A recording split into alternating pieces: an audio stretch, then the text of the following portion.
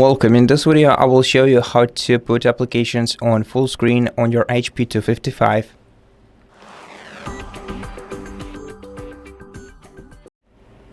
To do that, we have to open one window.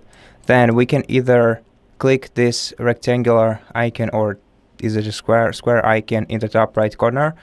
Then click it again to demaximize the window. We can also drag and drop the window at the top of our screen and then drag it down to demaximize it. We can also double click this window, or alternatively we can click once on the window itself and press F11, or if F11 doesn't work by itself, we can also hold down the FN button and press F11 along with it, and it will also open up the full screen version of this window.